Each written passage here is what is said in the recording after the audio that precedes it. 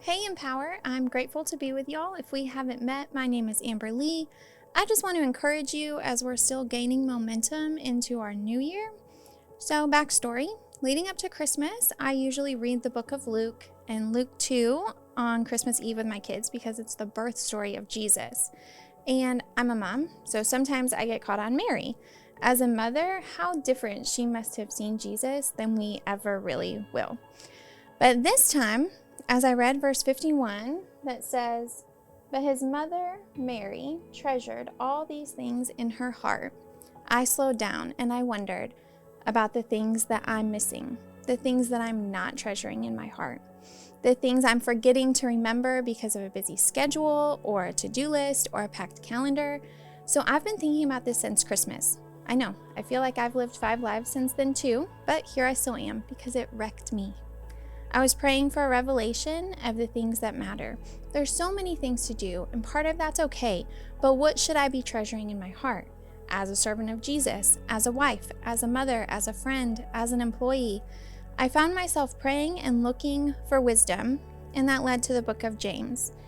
James 1:16 says, "Don't be deceived, my beloved brothers. Every good and every perfect gift is from above, coming down from the Father of lights, with whom there's no variation or shadow due to change."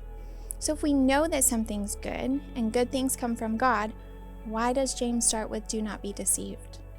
Unless we really can be deceived into thinking that our good and our perfect gifts aren't actually good.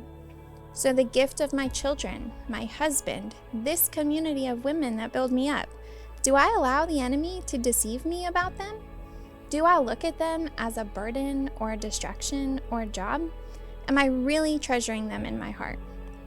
So my encouragement to you, as we're still in the beginning of a new year, is that we have a renewed hope because He is our hope. Let me encourage you to ask God these things and to hear His voice, hear His response. So what areas am I missing it?